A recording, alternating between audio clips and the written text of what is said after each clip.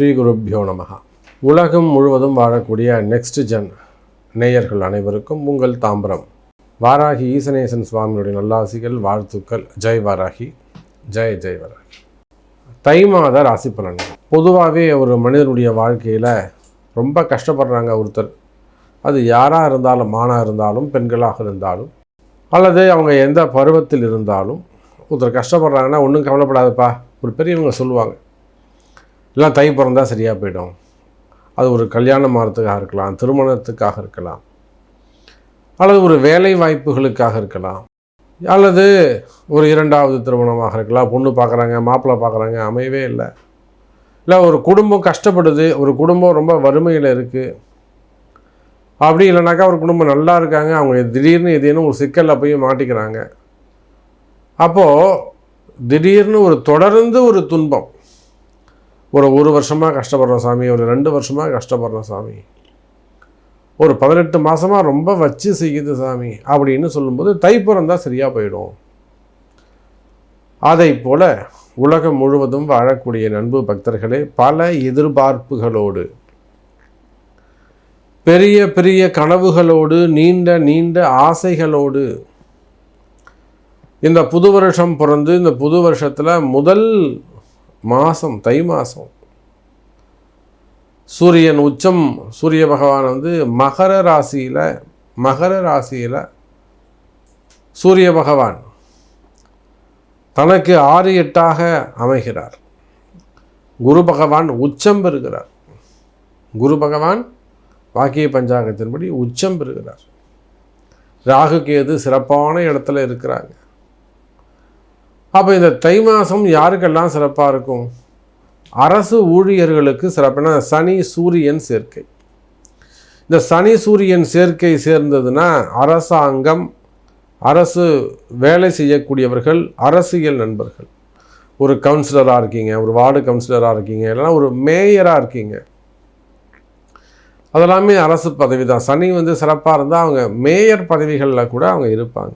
நமக்கு தெரிஞ்சு கூட நம்ம இடத்துல மேயர் ஆகிறதுக்கு முன்பாக ஒரு 5 வருஷத்துக்கு முன்னாடி நம்மகிட்ட கனெக்ஷனில் வந்தவங்க தான், ஜாதகம் பார்த்தவங்க தான், வழி காமிச்சோம். அவங்க அதுக்கப்புறம் நல்லா மேயர் ஆகிட்டாங்க.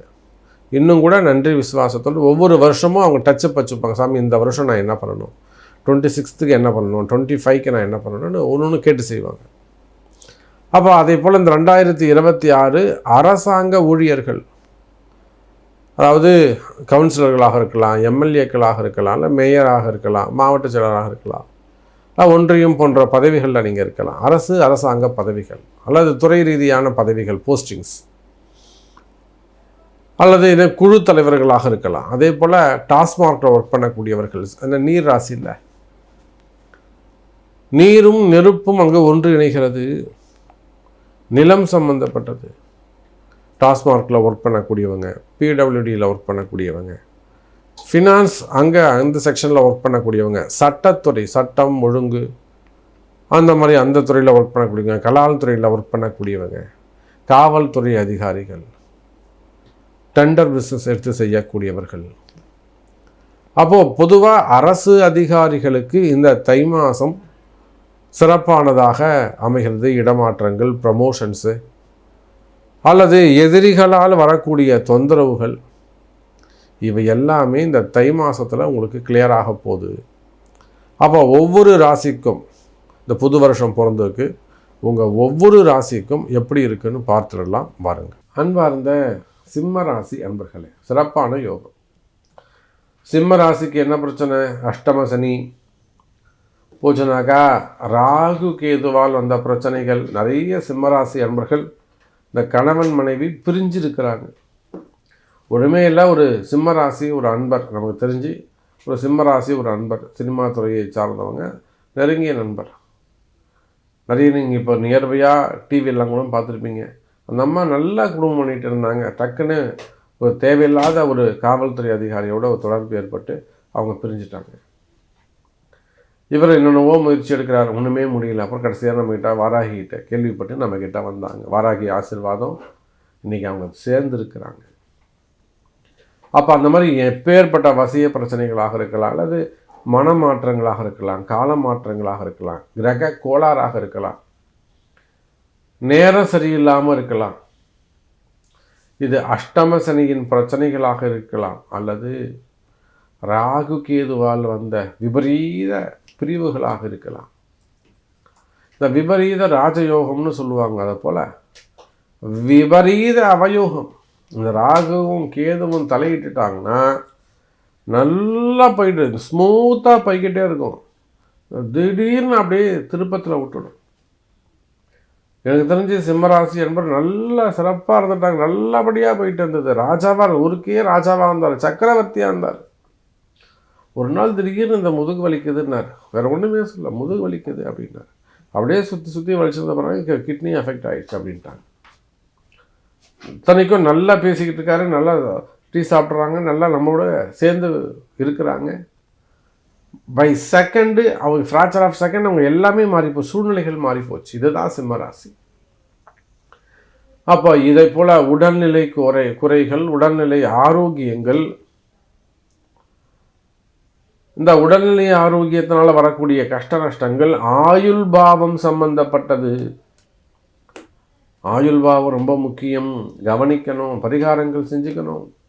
அதே போல் சிறு சிறு விபத்துக்கள், சின்ன சின்ன ஆக்சிடென்ட்ஸ் நடப்பது, கீழே விழுறது, அப்போ அது மாதிரி சிறு சிறு விபத்துக்கள். உடல்நிலை ஆரோக்கியத்தில் நல்ல முன்னேற்றங்கள் இருக்கும். உடல்நிலை ஆரோக்கியத்தில் அதிக அக்கறை தேவை, கவனம் தேவை சிம்மராசி அன்பர்களே. அதே போல தான் தொழில், உத்தியோகம் சிறப்பானதாக இருக்கும். வேலை வாய்ப்புகளை பற்றி நீங்கள் கவலைப்படாதீங்க.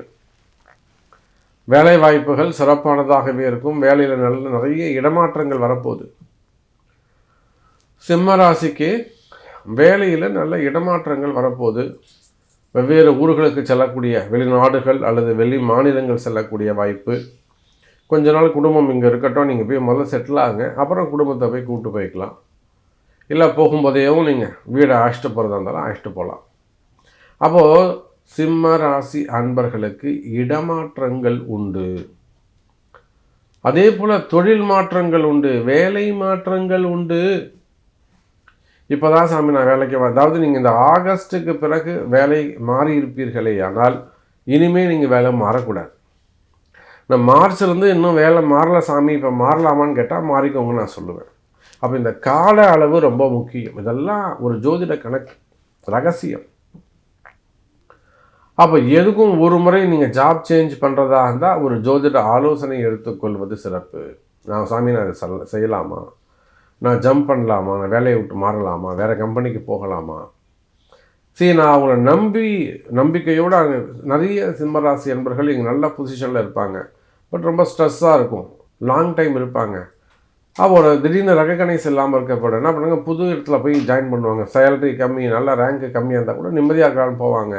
அங்கே போனால் இதுக்கு மேலே அங்கே ரொம்ப குரங்கு அதிகமாக இருக்கும், எதிரிகளுடைய தொந்தரவுகள் அதிகமாக இருக்கும். சார் இது கால நேரம், இதை சொல்கிறதுக்கு தான் உங்களுக்கு ஒரு குரு தேவை. வழிகட்டே அங்கே போகாத, இங்கே இரு, நான் சொல்கிறத கேளு அப்படின்னு சொல்கிறதுக்கு தான் உங்களுக்கு வழிகாட்டுவதற்குத்தான் ஒரு குரு தேவை.